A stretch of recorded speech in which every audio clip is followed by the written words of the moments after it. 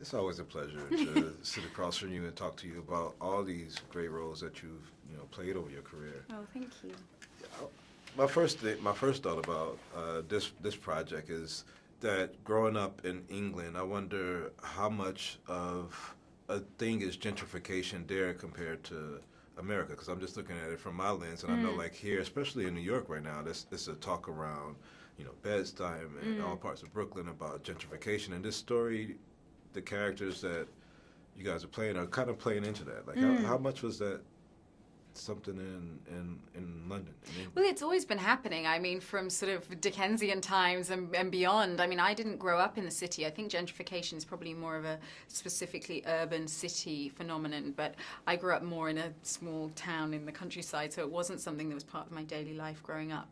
But, it's been really an intriguing journey on this film because, gentrification, it sounds like so refined, right? It sounds like it's sort of a smoothing and a cleaning of, and actually when you look at it and how it was achieved, it's often, at the expense of minorities, as there's quite a lot of underhand methods that, go about in achieving it. I was fascinated to discover, and it's in the film, in New York, that bridges to the en route to the beaches, the bridges were lowered so that buses that poor people would be able to travel on and minorities would be able to travel on literally couldn't get to the beaches, and that was deliberately done to stop them from being there. And to me, that's just so dark and insidious, and the kind of thing that you can't say is overtly racist, but it's done in a way that, as I say, is sort of systemic and deals with the abuse of power, in our cultures. First, they put up a notice says the house will be condemned. It's not true, but that scares out about half, and they sell for cheap. Then they come in and take the nice old family homes, chop them into four, and rent them up. Folks who don't leave, they harass, turn the heat off, come in to do repairs and steal copper pipe instead.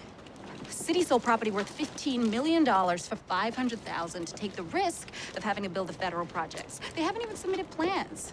Just milked it till it really is a slum. Slammer for the slumlords, Bailey. Oh, what? You're one of those things for just agitating? Making it up like some Negro propaganda conspiracy? No, look. I got a condition, okay? It makes me say funny things, but I'm not trying to be funny. I'm really not. I'm listening. What's the challenge of working with an actor that's also the producer and the director? Like, I mean, I know there's probably benefits and challenges, but is it something else just having that actor-actor relationship and then actor-director, and when they're combined, how does that how does that change for you as an actor, or does it? Well, I've been a fan of Edward's work for such a long time, and I think because he's such an exceptional actor and obviously so intelligent, I had a trust in him and the journey that he was on, and he really surrounded himself. I think knowing that he was wearing many hats in the movie, he surrounded himself with an amazing team.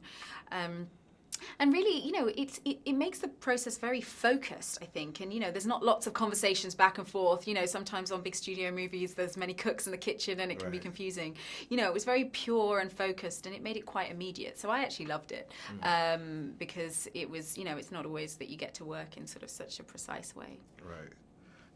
You've been working in these different formats and going forward. I wonder, is there anything different as an actress from, when you're on streaming on Netflix and now on Apple and now a big studio, does any of it change for you as an actress approaching a project knowing what platform it's on?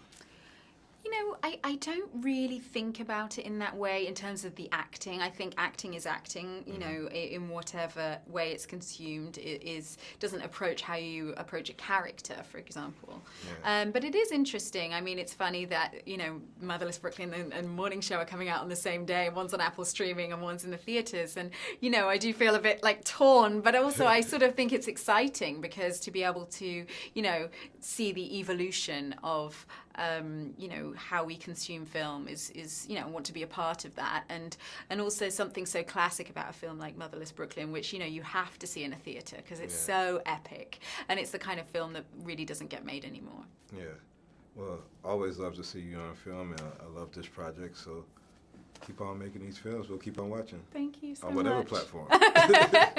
Thank Good you. To see you again.